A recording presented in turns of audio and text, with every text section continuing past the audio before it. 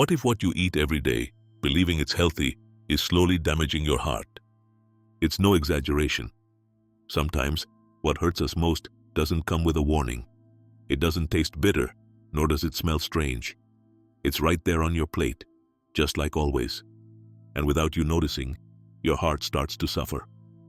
The heart doesn't scream. Its warnings are whispers between beats.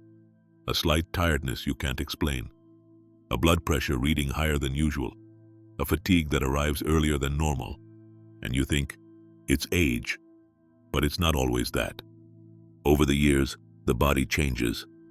What your heart tolerated when you were 40 might now, after 65, become a silent enemy. It no longer digests the same, no longer metabolizes the same, no longer endures the same, and most importantly, it no longer repairs itself the same way. The problem is that many of the eating habits we've had for decades no longer benefit a body that has changed. And without realizing it, day after day, we're punishing the most noble, quiet, and long-suffering organ we have, our heart.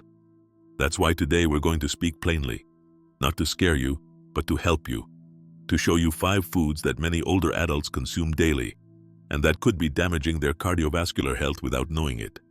They're common foods, so common that at least one of them is probably in your kitchen right now. Some were considered healthy for years. Others are simply part of what's always been eaten at home. But that doesn't mean they're still a good idea at your age. We're going to examine each one. We'll explain why they're dangerous, how they affect your heart, and most importantly, what alternatives you can choose without giving up the pleasure of eating well.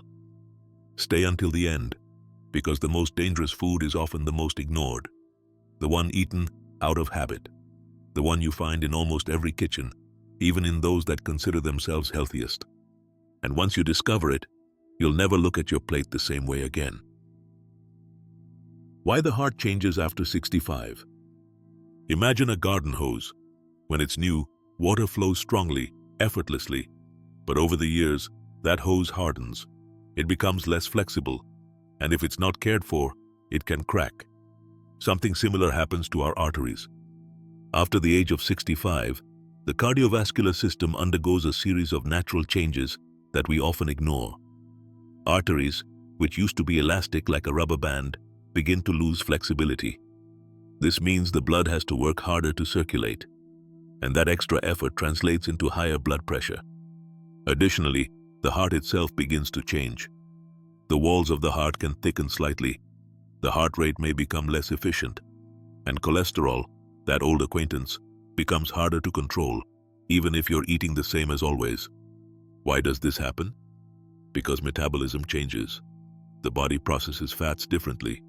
Triglycerides rise more easily. Insulin may become less effective.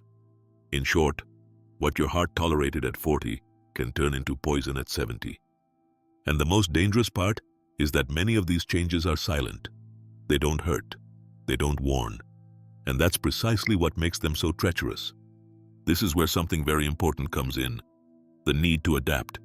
Not out of fear, but out of care, out of self-love. Eating well after 65 isn't about dieting or giving up everything you enjoy. It's about learning to care for that heart that has beaten millions of times for us, and that wants to keep beating for many more years. Let me tell you the story of Mr. Michael. He's 69. His whole life he followed a routine. Strong coffee, white bread with butter, and a bit of ham in the mornings. That was his breakfast, his ritual, his little pleasure. He never had health problems. He walked every day. He never smoked. He felt fine. Until one morning, as he finished his coffee, he felt a pain in his chest. He thought it was indigestion, but it wasn't. They took him to the hospital. A small heart attack. Nothing serious, the doctor said, but enough to change his life, and also his menu. Today, Mr. Michael still eats bread, but it's whole wheat. He replaced butter with avocado, ham with a boiled egg, and coffee with a sugar-free infusion. Did he lose pleasure? No. He discovered new flavors, and he gained something even more valuable, more years of life and better quality of it. So if you're also at that stage where your body no longer responds the same, don't ignore it. Don't force it. Listen to it, because your heart, even as it ages, still has a lot to give. It just needs to be cared for differently. more wisely, more consciously, more lovingly. Food number 1, white bread and refined flours. But it's just bread. How could it do any harm? We've heard that phrase many times. Grandparents say it, parents say it, we say it ourselves. Because white bread has always been on the table. It's familiar, it's convenient, and besides, it tastes good. But after a certain age, it stops being harmless. White bread, just like refined flours in general, is one of those foods that seems harmless but can have a profound impact on heart health. Why? Because it has a high glycemic index. That means it turns into sugar in the blood almost as quickly as if you ate a spoonful of sugar straight. When you eat a slice of white bread, it's digested very quickly. It enters the bloodstream as pure glucose. And what does the body do when faced with this sugar spike? It releases insulin, a lot of it. It's a roller coaster for your metabolism. These constant spikes and drops in blood sugar trigger inflammation in the blood vessels. And this inflammation is one of the silent roots of heart damage. In the long term, it contributes to hardening of the arteries, an increase in bad cholesterol, and a rise in triglycerides. Also, white bread has almost no fiber, and fiber is essential for controlling cholesterol, improving digestion, and maintaining good metabolic health. Without fiber, the body is more exposed. Glucose rises faster, cholesterol goes unchecked, and the heart pays the price. Mary is 71. Every morning, she prepared a toast with margarine. It was her ritual. She would say, "I don't eat sweets, I don't drink alcohol, I don't smoke, just my usual toast." Until one day, during a medical checkup, the doctor looked at her and said something that stayed with her. "Mary, that toast is like eating sugar in the form of bread." She was surprised. She didn't understand. How could something so basic be so harmful? But after hearing the explanation, she decided to make a change. She tried true whole grain bread, the kind made with whole grains, darker, denser. At first, it was hard to get used to, but then she discovered it gave her more energy, made her feel fuller, and most importantly, her sugar and cholesterol levels began to improve. It's not about giving up bread forever. It's about choosing better. Alternatives? Plenty. Whole grain breads made with oat flour, rye, or whole wheat. Sourdough bread with slow fermentation. Even homemade oatmeal pancakes can be a tasty, nutritious option. The important thing is to read labels. Avoid those whole grain breads that are just white bread dyed brown. Make sure the first ingredient is truly whole wheat flour. After 65, the body changes. The heart needs less sugar, less inflammation, fewer extreme spikes. So, the next time you have that piece of white bread in front of you, remember, it may look simple, but its effects on your blood and arteries are not. Choose with love. Choose with awareness. Because real food doesn't just fill you up, it also cares for you. Food number 2, cold cuts and processed meats.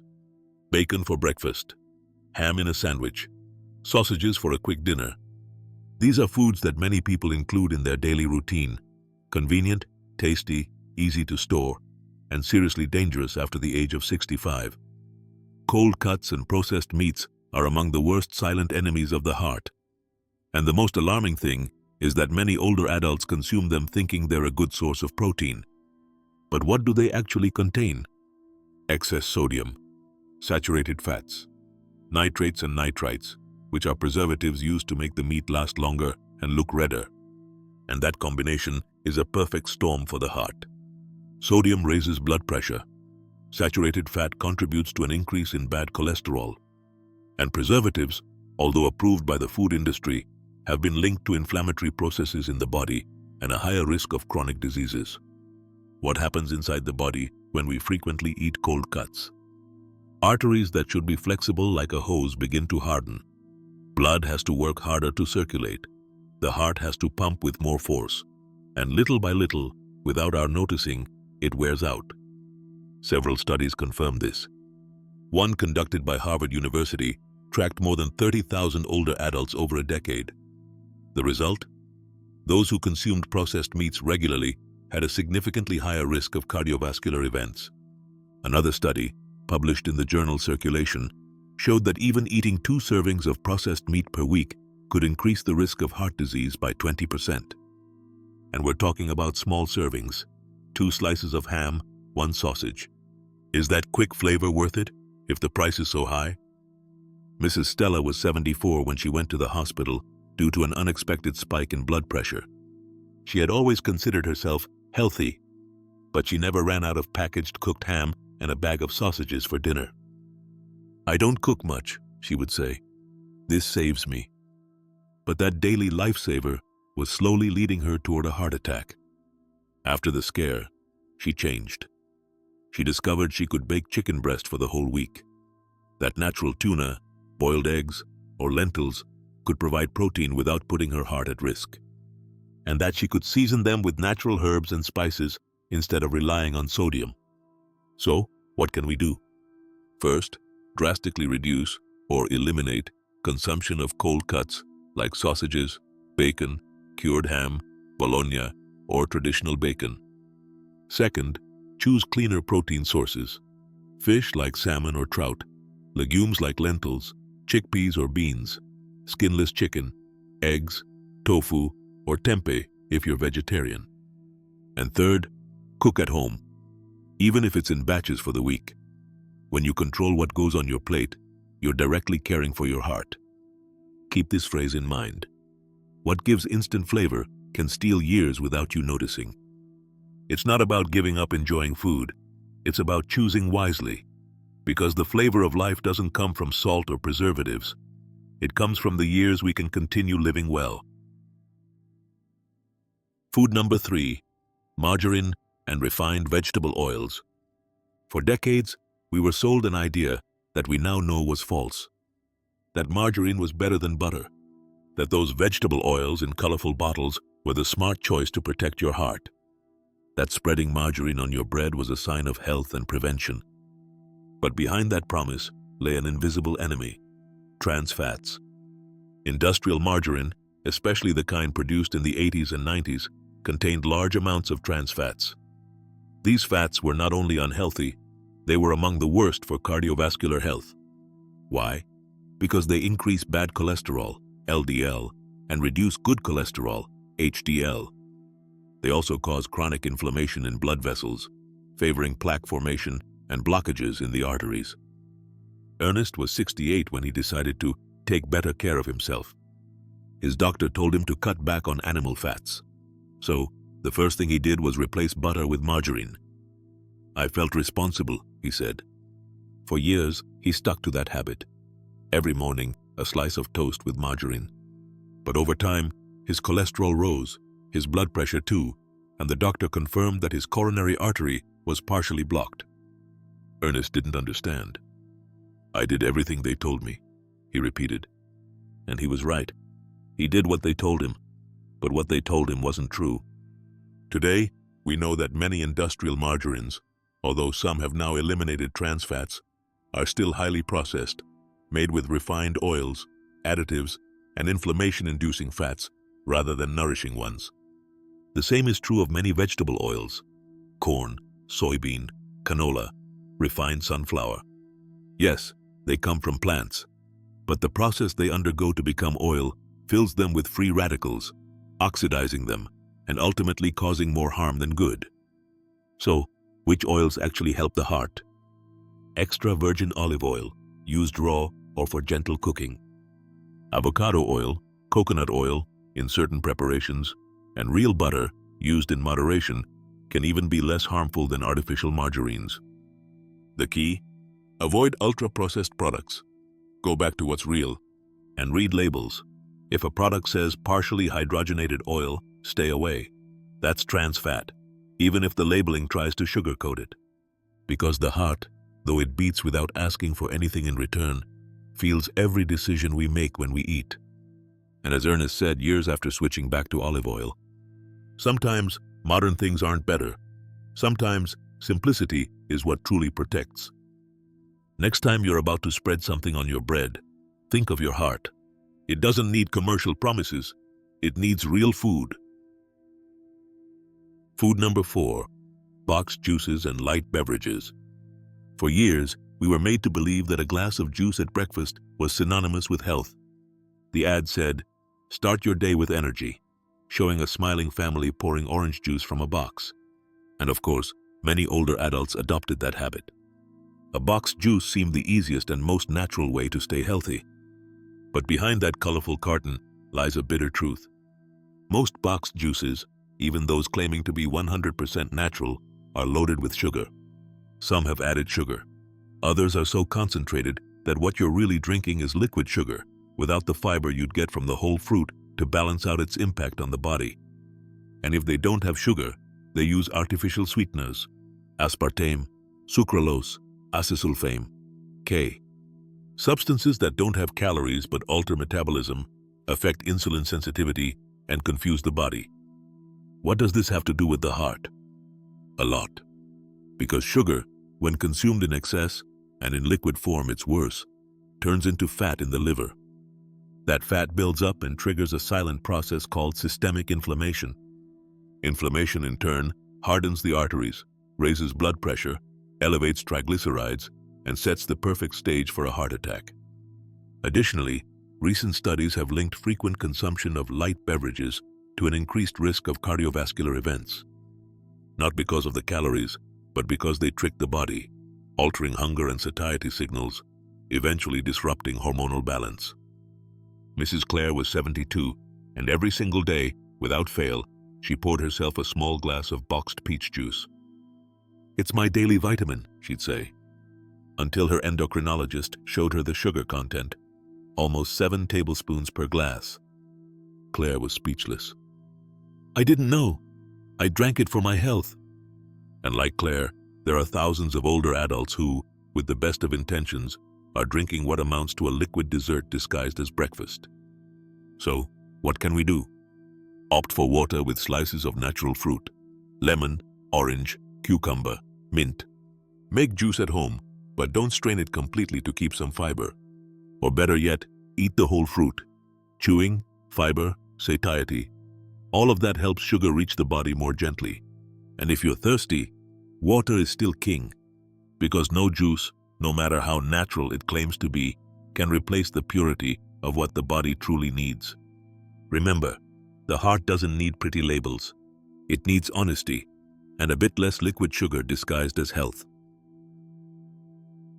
Food number 5: instant soups, canned foods, and frozen meals. When we reach a certain age, the last thing we want is to spend hours in the kitchen. It's understandable. The body gets tired faster, appetite changes, and convenience starts to take center stage. That's where instant soups, canned goods, and frozen meals come in. Quick, easy solutions that seem perfect for fixing something light. But what many don't know is that these products hide a silent enemy: excess sodium. Did you know that a single instant soup can have more than 1,800 milligrams of sodium? That's more than the recommended amount for an entire day in just 1 cup. Excess sodium retains fluid. It makes the heart work harder, increases blood pressure, and gradually stiffens artery walls. It's like putting more load on an engine that's already aging. And it's not just soups. Cans of tuna, vegetables, legumes, sauces. Many are loaded with salt and preservatives so they can last for years without refrigeration. Frozen meals, those ready to pop in the microwave, often contain very high levels of sodium, saturated fats, and chemical additives. The problem is that the damage doesn't show up instantly. There's no pain, no alert, just a heart that's slowly wearing out. Mr. James, 75, had been living alone since his wife passed away. "I'm not much for cooking," he'd say, so he got used to eating instant soups. They seemed convenient, cheap, and tasty. Until one day, at a checkup, his blood pressure was through the roof. The doctor asked him what he ate every day, and James, chuckling, answered, "A soup here, another there." That chuckle gave way to silence when he realized his heart had been silently battling the hidden sodium in his easy meals. What can we do? First, start reading labels. Look for words like monosodium glutamate, sodium, bouillon powder, preservatives. If an ingredient list looks more like a science experiment than a recipe, avoid it. Second, go back to simplicity. Make your own soups at home.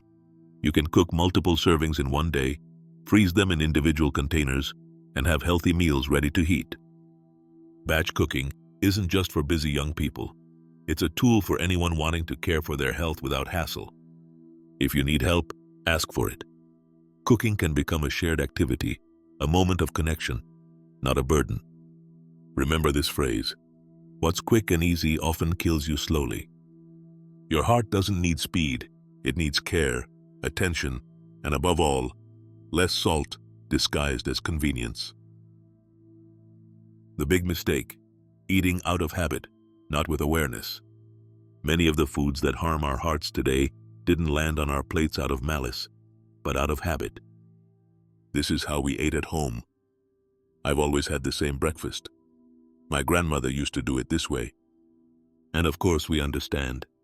Eating is also memory, tradition, culture. We're not here to judge or blame, because it's not your fault. We eat as we learned, as we were taught, as we saw in our family for decades. But there comes a time in life when that learning needs an update, because what worked before can now hurt you, because the body changes, and with it, its needs. Mr. Felix, 73, used to say, "How can a coffee with white bread and margarine hurt me if I've eaten it since I was a kid?" Until high cholesterol forced him to rethink every breakfast. And that's when he realized it wasn't about breaking tradition, but about caring for himself more thoughtfully. It's not about perfection. Your body doesn't need you to eat flawlessly. It doesn't need a strict diet or a life full of prohibitions. What it needs is respect, love in every choice, listening, and above all, awareness. Because every time you make a better choice, you're sending a silent but powerful message to your heart. I still want to take care of you. I still want to be here. That's why I want you to remember this phrase. Every bite chosen with love is a gesture of life toward your own heart. It's not just about food. It's about life, about the years you still want to keep walking, about the hugs you still have left to give, about what you can do today, simply, by eating more consciously. Eating well doesn't mean giving up enjoyment. It doesn't mean living in fear, counting calories, or dreading every meal. It means choosing with more love, with more awareness. Your heart isn't asking you for a magazine diet. It doesn't ask for perfection. It asks for care. It asks for attention. It asks you to think of it before filling it with things it can't process like before. After 65, every dietary decision weighs more. Every food can be a gift or a burden. It can give you energy or quietly take it away. It can add years with quality or slowly subtract them. And that's why I'll ask you a simple but powerful question today. Which of these foods do you eat almost every day, and which are you willing to replace right now? You don't have to change everything at once. Just start with one. A small change, a new choice, a step your heart will thank you for in every beat. If this video helped you, made you think, or reminded you of something important, leave it in the comments. Tell us what you learned or what you're going to change. That way, you'll help others who might be on the same path. Share this content with those you love most, because sometimes a video can change a life or save a heart. And if you haven't already, subscribe and activate the notification bell. Here, we speak with respect, with data, and with heart. Because at this stage of life, you deserve information that cares for you, and that speaks the truth. Thank you for being here. Thank you for taking care of yourself. And thank you for allowing us to accompany you on this journey. See you in the next video. See you soon.